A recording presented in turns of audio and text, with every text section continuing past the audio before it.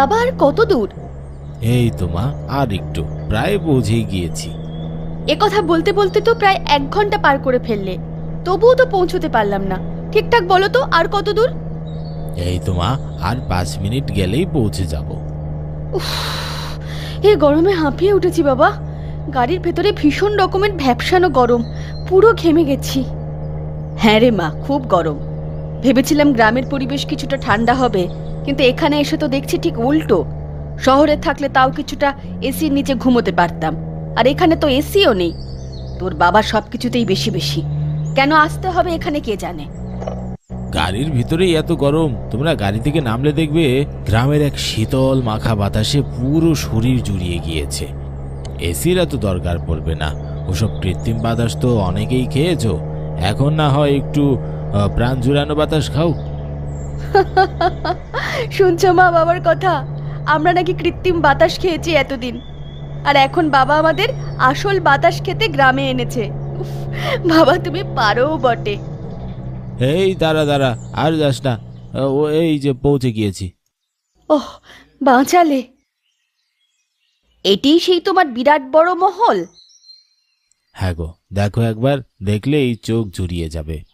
বাইরে থেকে ভিতরে দৃশ্য আরো বেশি সুন্দর, একেবারে যেন চোখ ধাঁধালো জমকালো আয়োজন। তাই নাকি? তবে মিথ্যে বলবো না, মহলটি বেশ বড় আর দেখতেও সুন্দর। বাবা মেয়ের প্রশংসা করা শেষ হয়েছে? শেষ হলে তাহলে আমরা চলি। হ্যাঁ হ্যাঁ, চলো চলো। মহলের ভেতরটা না দেখলে আর কি দেখবে? বাপরে, এমন ভাবে বলছো যেন কখনো মহল চোখেই দেখিনি, এটাই প্রথম। উফ, মা আর বাবা তোমাদেরও বলি, সারাদিন কি ঝগড়া করতেই হবে? নয়তো কি তোমাদের পেটের ভাত হজম হবে না? হ্যাঁ হ্যাঁ, সব সময় তো আমারই দোষ। তোর বাবা তো একেবারে সাধু, তার তো কোনো দোষই নেই। মা রাগ করছো কেন? এটা আবার কখন বললাম? কে চাই আপনাদের? এখানে কেন এসেছেন?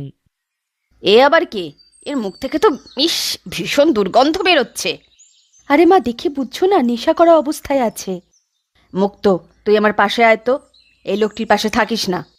তুই এখনো নেশা করা ছাড়িসনি তাই না? এতটাই নেশা করেছিস যে তুই আমাকে চিনতে পারছিস না।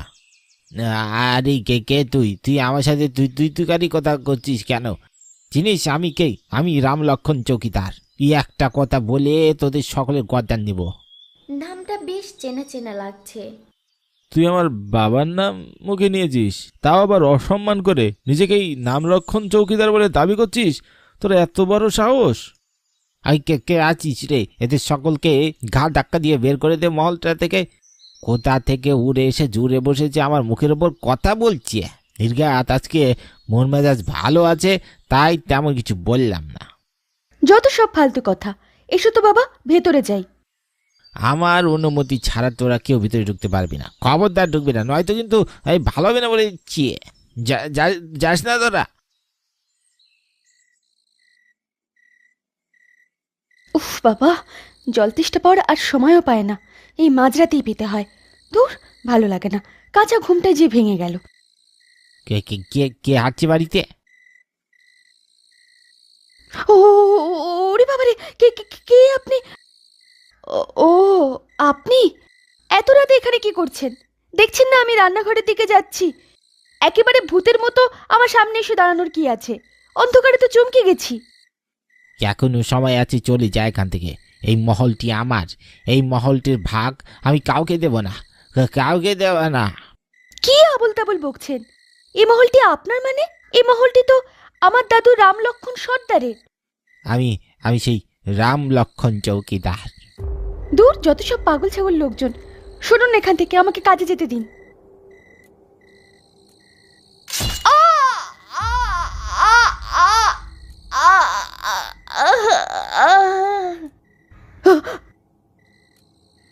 ওগো শুনছো? মনে হলো মুক্ত চিৎকার করে উঠলো। কি গো, শুনতে পাচ্ছ? কি কি হয়েছে? এত ডাকাডাকি করছো কেন? মনে হচ্ছে মুক্তর কিছু একটা হয়েছে। আমি স্পষ্ট ওর চিৎকার শুনতে পেলাম। মানে? হ্যাঁ গো, নয়তো আর বলছি কি। চলো গিয়ে দেখি মুক্তমার কি হলো। কিছু একটা দেখে আমার ভয় পাইনি তো।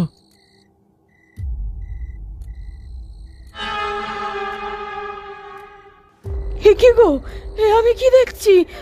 আমার মেয়ের লাশ! তোর এত বড় সাহস দারোয়ান, তুই আমার মেয়েকে মেরে ফেলেছিস? তোকে আজ আমি কিছুতেই ছাড়বো না। হ্যাঁ, তোকে আজ আমি ছাড়বো না, তোকে ছাড়বো না দারোয়ান। হে উপরওয়ালা, এসব কি হচ্ছে আমার সাথে? তোর স্বামী সন্তান সকালেই মরেছে, এখন তুই বেঁচে থাকি আর কি করবি? তোর কোনো বাঁচার অধিকার নেই, এখন তুই যা মর।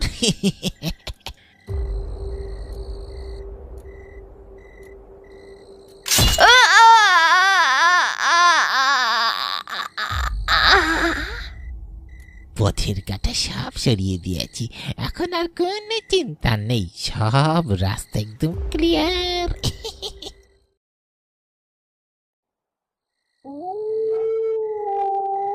কে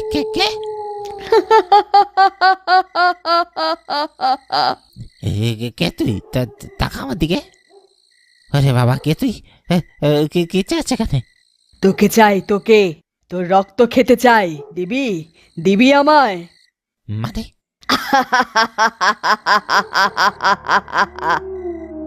কি হয়েছে রে মূর্খ, ভয় পেয়ে গেলি নাকি? তোরা কেন এসেছিস এখানে? কেন, তুই কি মনে করেছিলি আমার বাবা পৈতৃক সম্পত্তি আমি তোকে অবৈধভাবে ভোগ করতে দেব? এ কখনোই সম্ভব নয় রে। চলে যা এখান থেকে বলছি, নয়তো ভালো হবে না বলে দিচ্ছি। তবে রে,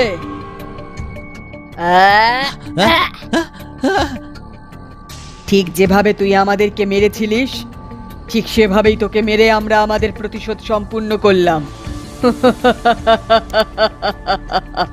এখন দেখ কেমন লাগে।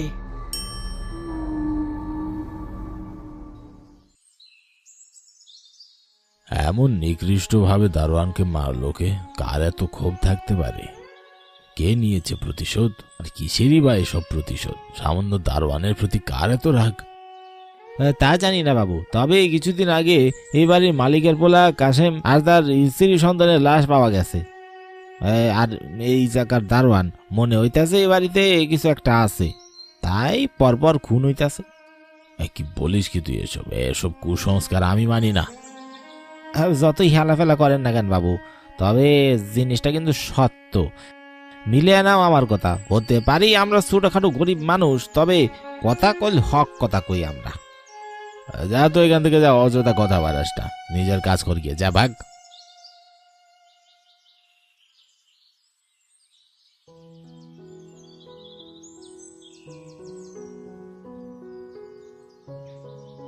ঘিরে অগ্নি, তোর এরকম পালকি কবে আসবে?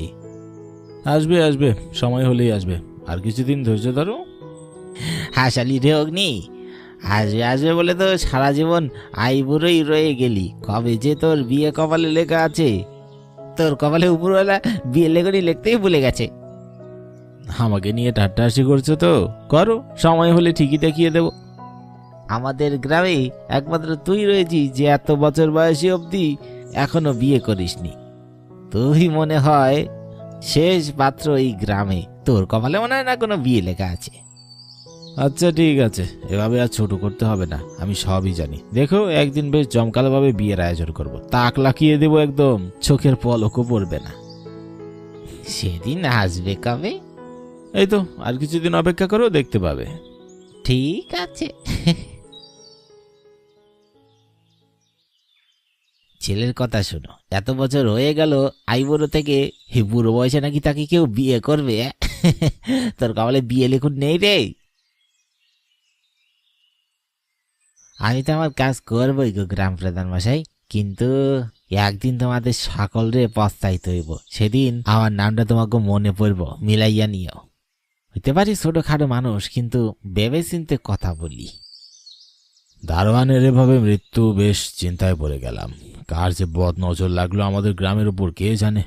হে সৃষ্টিকর্তা, তুমি আমার গ্রামবাসীদের বদ নজর থেকে রক্ষা করো।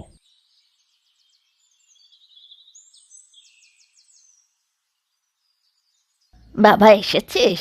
তোর অপেক্ষাতেই ছিলাম। কেন গো মা, কি হয়েছে? তোর জন্য একটা সুসংবাদ আছে। কি সুসংবাদ মা? তোর জন্য একটা সুপাত্রী এসেছে। অনেক অনেক বড় মাপের পরিবার, ভীষণ ভালো মানুষগুলো। মেয়েটাও বেশ লক্ষ্মীমন্ত। প্রথম দেখাতেই মেয়েটার মায়ায় পড়ে গেছি। এত ভালো বৌমা পাবো কখনো কল্পনাই করিনি। রূপে গুণে সব দিক থেকে একেবারে 100-তে 100। আচ্ছা, তাই নাকি? হ্যাঁ রে বাবা, আর তোকে আইবুড়ো থাকতে হবে না। গাঁয়ের মানুষজন ভীষণ খ্যাপায়, আর কেউ তোকে খ্যাপাতে পারবে না।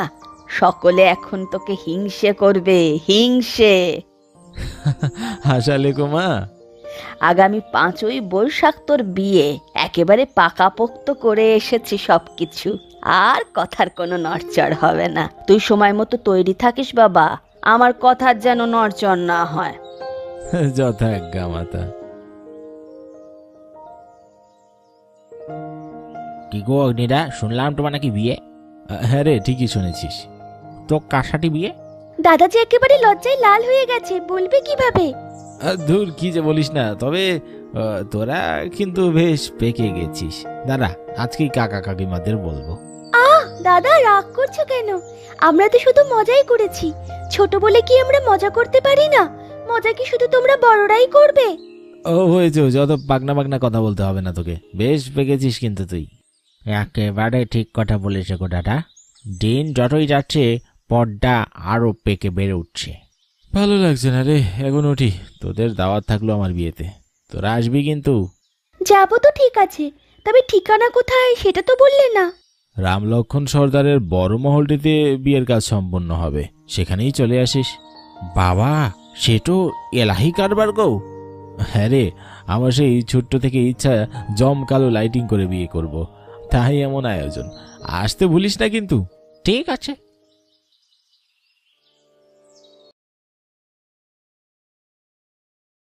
কই গো, আমাদের গ্রামের অগ্নিটা কোথায়? আজ যে তার বিয়ে, তার হুঁশ নেই নাকি? বউটা যে একা দাঁড়িয়ে আছে। হ্যাঁ, কথা কইছো গো হরনাথ। হ্যাঁ, আবারে আমার মুখের কত্তাটা কাইরা নিছো। কে কোথায় আছিস রে? কেউ ডাক অগ্নিকে। গ্রামে নতুন বউ অপেক্ষা করছে যে। আমি যাচ্ছি, আমি গিয়ে ডেকে আনছি।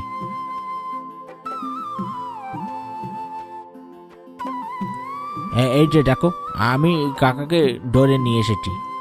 আরে লাগছে আমার, ছাড়ো, হাত ছাড়ো। আমি কি পালিয়ে যাচ্ছি নাকি? যেতেও তো পারো, তাই তো শক্ত করে বেঁধে রেখেছি। আহা, ছাড় দেখি নরেশ, ওকে যেতে দে মণ্ডপে। যাও গো দাদা, যাও। বিয়ের কাজ শুরু করে দিন পুরোহিত মশাই। সকলে এখানে উপস্থিত আছে তো? হ্যাঁ হ্যাঁ, সকলেই উপস্থিত আছে, কোনো সমস্যা নেই। আপনি শুরু করুন।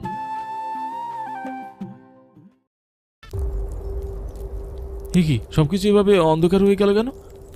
কেউ আলো জ্বালান। আশ্চর্য ব্যাপার, কারো কোনো সারা শব্দ পাচ্ছে না কেন? কি হলো? কেউ নেই নাকি আশেপাশে?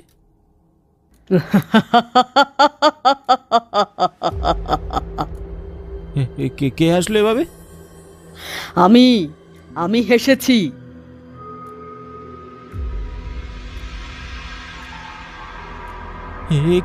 কে আপনি? কেন? এতক্ষণ তো সামনে দাঁড়িয়েছিলাম, চিনতে পারিসনি? মানে আমার সাথে যার বিয়ে হওয়ার কথা, সে কোথায়? তাকে আমি বেঁধে রেখেছি। কেন? কি করেছে সে আপনার? কেন তাকে বেঁধে রেখেছেন? আমার দাদুর বাড়িতে বিনা অনুমতিতে তোরা বিয়ে করবি, আর আমি বেঁধে রাখলেই দোষ? আপনার দাদু মানে? রামলক্ষণ সর্দার আমার দাদু ছিলেন, আর তার একমাত্র ছেলের একমাত্র সন্তান আমি, মুক্ত। কিন্তু আপনি আমার হবু স্ত্রীকে কেন বেঁধে রেখেছেন? কি চান আপনি? আমি কি চাই শুনতে চাস?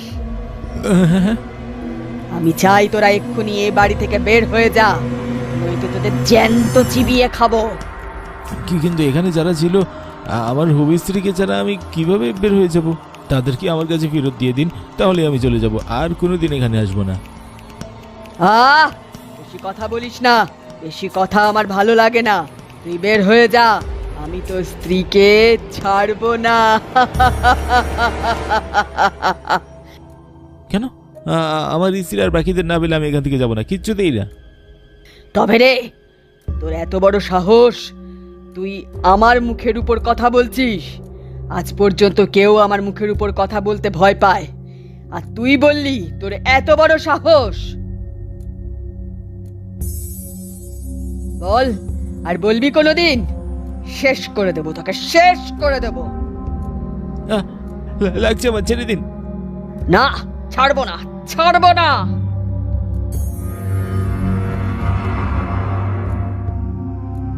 মুক্ত মা, ছেড়ে দে, ছেড়ে দে ওকে। ছেড়ে দে রে মুক্ত, ছেড়ে দে। এসব পাগলামি করে না মা। তোমরা আমাকে বাধা দিও না, একে আমি শেষ করে দেব। এত বড় সাহস, আমার মুখের উপর কথা। এর শাস্তি ওকে পেতেই হবে। না, তুই ছেড়ে দে। এখানে দোষ তো তোরই। তুই ওর হবু স্ত্রীকে অকারণে বেঁধে রেখেছিস। এদের তো কোনো দোষ নেই। ছেড়ে দে এদের। ছেড়ে দিন আমাকে। না না না, আমি ছাড়বো না, কিছুতেই ছাড়বো না। তুই দেখছি সোজা কথায় মানবি না, তোকে জোর করেই নিয়ে যেতে হবে।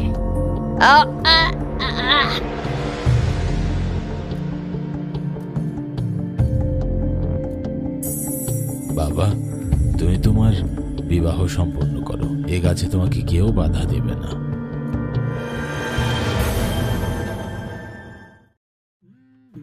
কি হলো এসব? চোখের পলকেই সব পরিবর্তন হয়ে গেল কি করে? সবই যেন কল্পনার মতো ছিল। কি গগ্নি, কি ভাবছো এত? কে? দাদা মনে হয় কনফিউজড, কি করবে বুঝতে পারছে না। আর নতুন বউটিকে দেখে যেন সব ভুলে গেছে। চুপ কর, বেশি কথা বলিস তুই। তোমরা থামো, শুভক্ষণ পেরিয়ে যাচ্ছে। শুরু করে দিন পুরোহিত মশাই, আর আমরা একটু কথা বলবো না। শুরু করে দেন। আমাকে গ্রামের আইবরা ছেলেরও বিয়া হয়ে গেল। আহ, কি আনন্দ!